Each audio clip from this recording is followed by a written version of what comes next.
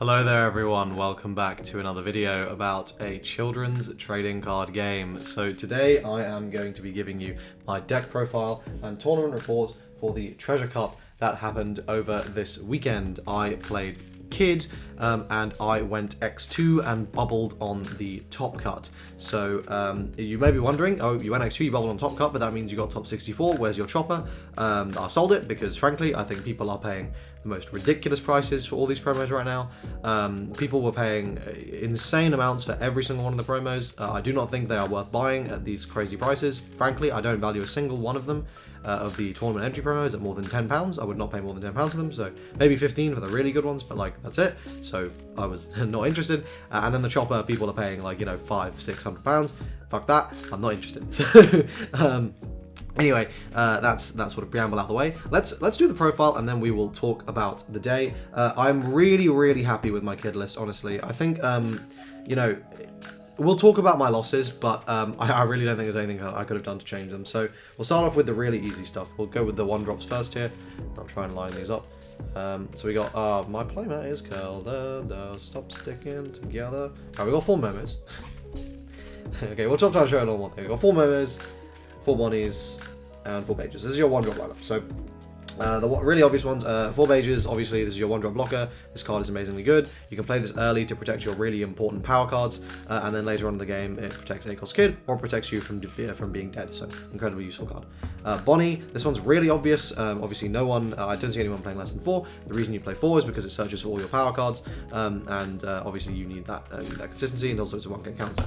Now the one I do see people not playing 4 copies of, which I think is insane, and though I do understand the logic, I went there at one point in my kid testing career. I think it is really incorrect logic, and in hindsight I'm embarrassed that I even went there. Momo Ganosuke, so basically the strength of the kid deck is the fact that you're actually playing 2 decks.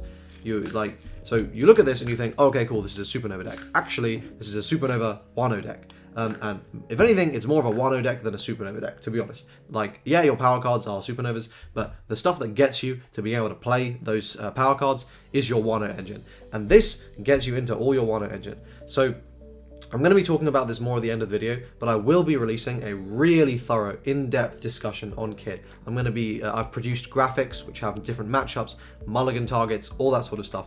Really good information. It's going to be super in-depth, talking about, you know, the pros and cons of Kid, all the different factors to consider, why is playing the deck difficult, what have you got to consider on all these different things. I think it's going to be a really fantastic video, so please do stick around to the end of the video where I'll talk more about how you can see that. But yeah, this card, very important.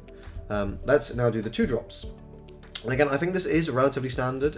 We got 4 Killer, we got 4 Apu, and then we got 4 Neko Mamushi. So let's talk about these. I think the most obvious one is Apu. This is literally just a searchable 2k counter. That's the only reason we play it. It's leaving the deck ASAP.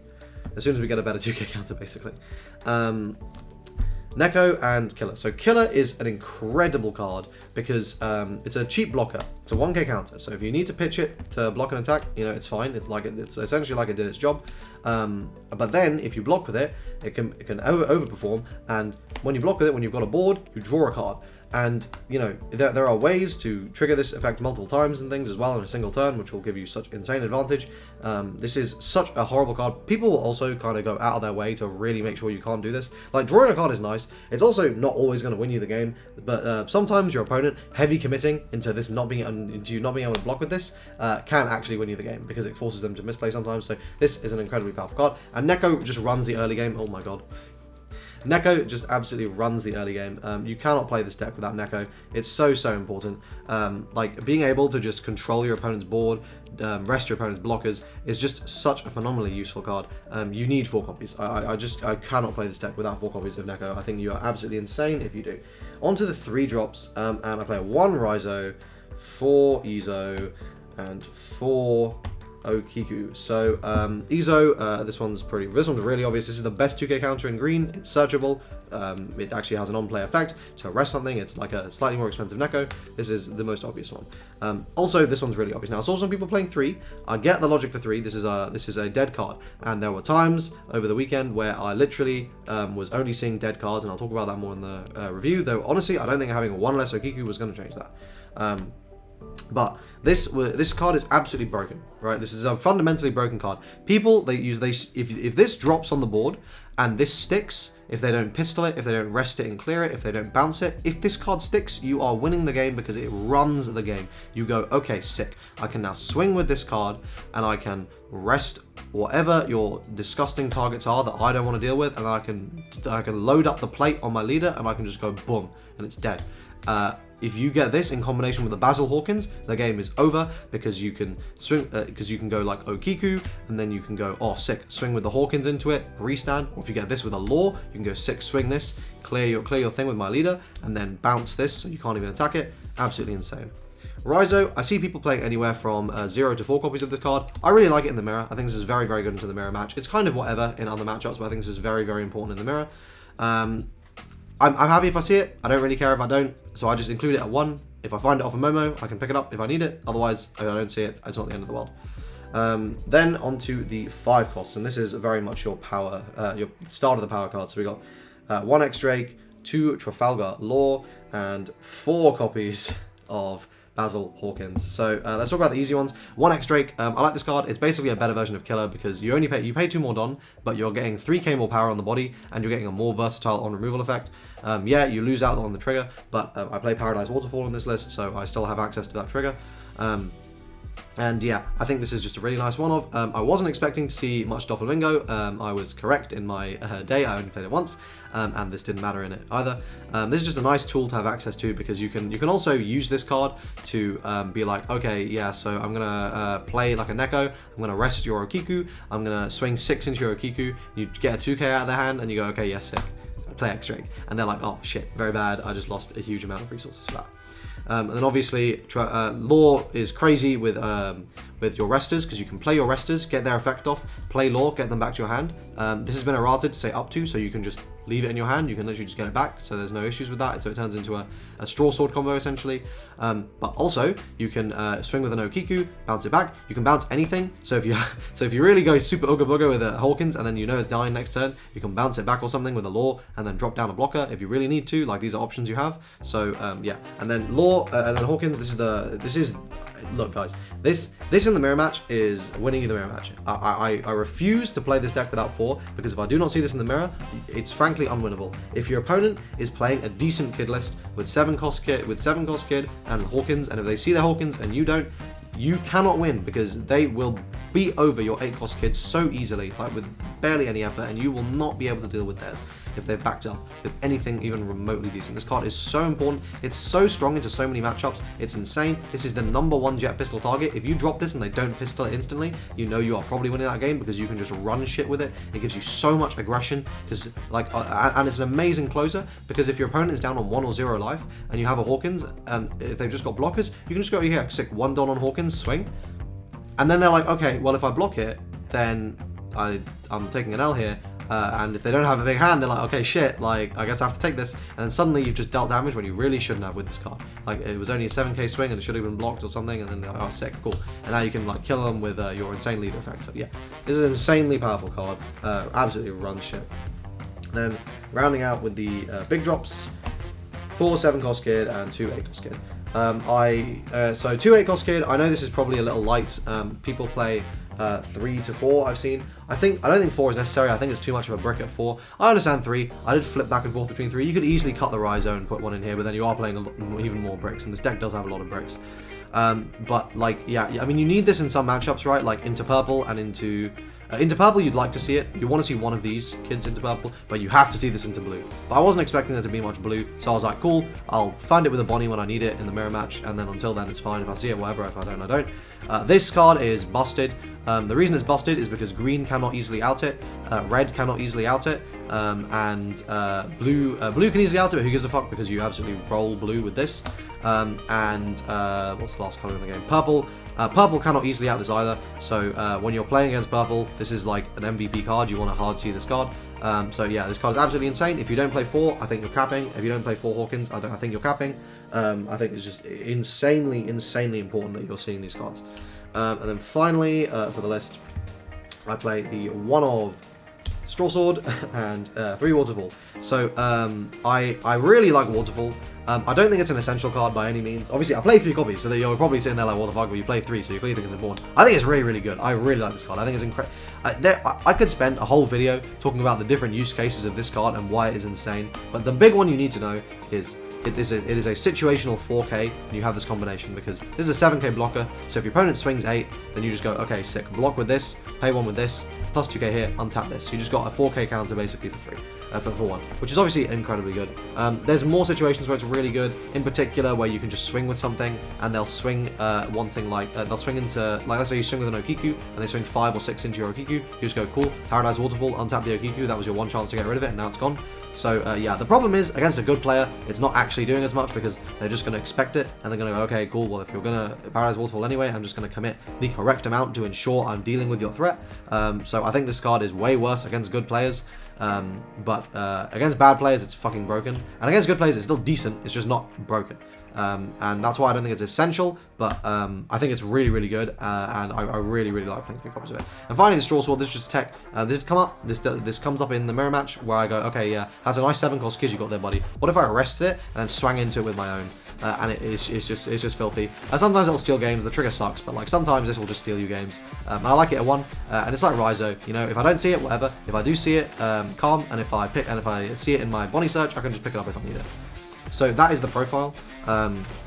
Let's now talk about the day.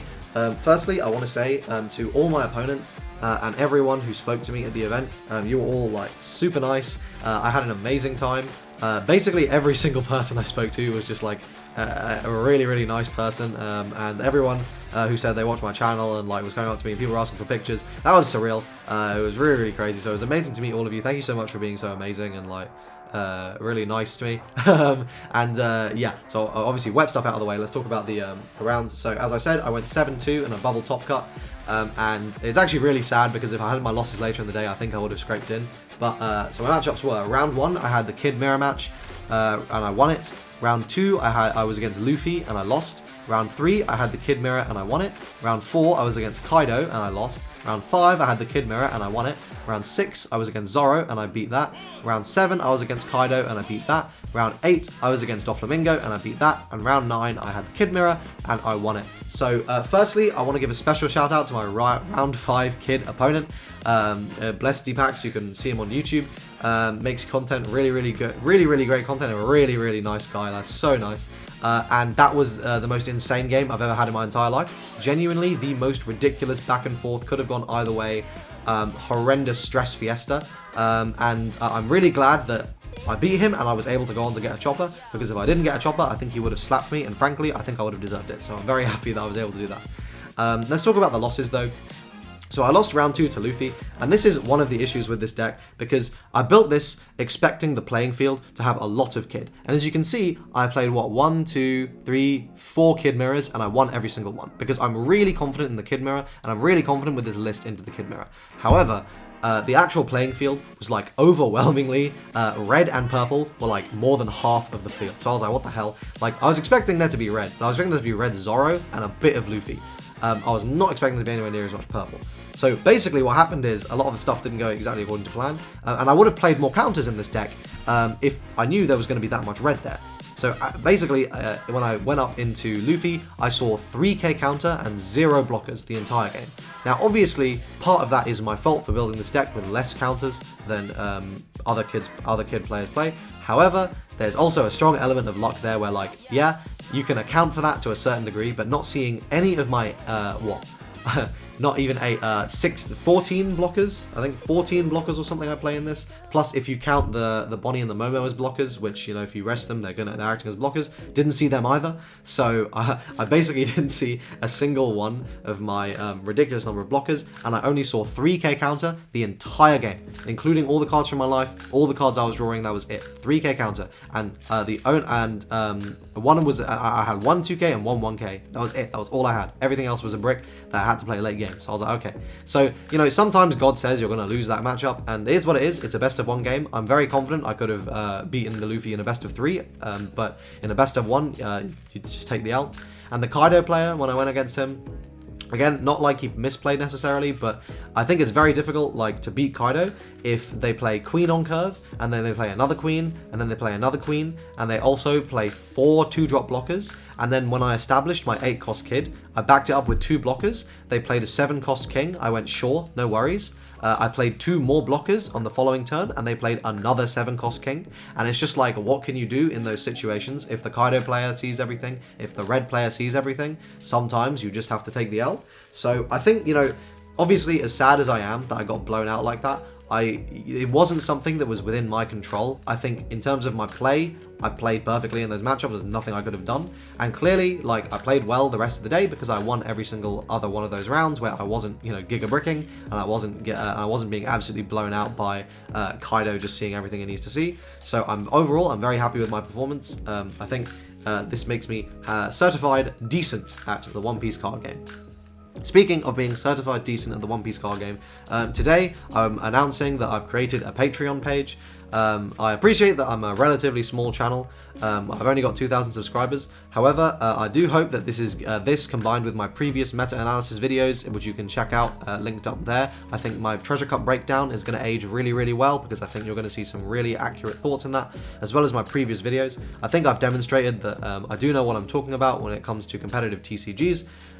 If you weren't aware as well, I've been playing TCGs for about 10 years. I have 19 top 8s, including going to 2 worlds and 1 top 8 at worlds. So I've been playing card games for a while, and I think I've seen a good amount of success. And the reason I'm saying this is because of this Patreon page. My goal is to create really, really good competitively focused content. And I wanted to release this as to let you guys know about it, because my first video on that Patreon is going to be a really, really, really thorough breakdown of Green Kid. I'm going to be talking about a lot of really, really good stuff. I had some notes that I was drafting, but basically I'm going to be talking about like Kid's strengths and weaknesses, why I think Kid is an incredibly difficult deck to play, and why he does have such a high skill cap. I'm going to be talking about a detailed analysis of card choices and why you want to play certain cards in Kid. I've created graphics where I'm going to be going over different matchups, your mulligan targets, whether you want to go first or second, how to play the matchup, how the matchup usually goes, all that sort of stuff. I'm going to also be providing general advice on keeping your cool in a tournament setting, just general tournament advice in general, because I've said the word general way too many times there, but as someone with a lot of experience in those tournaments, I think I'm well placed to give that kind of advice. And I really do hope that you guys will support me on the Patreon. It's I think a very modest fee, I think, and if you're only interested in seeing that Kid breakdown, please just subscribe for 1 month and then dip. I absolutely will not hold that against you. However, I am expecting to be releasing these kind of breakdowns before tournaments come out, and I think they're really, really valuable. You're going to be able to watch that, and you're going to either have a really good understanding. I might do a meta breakdown, and you'll see like the format before I put it up on YouTube, and I'll put it up before the tournaments, and I'll put it up on YouTube after the tournament. So you are going to have that advantage going into it. You're going to have basically my hundreds of hours of testing. The video I create, you're going to see it early, you're going to see it before the tournament, and it's going to inform you, and you're going to therefore be better placed to do better in that tournament setting.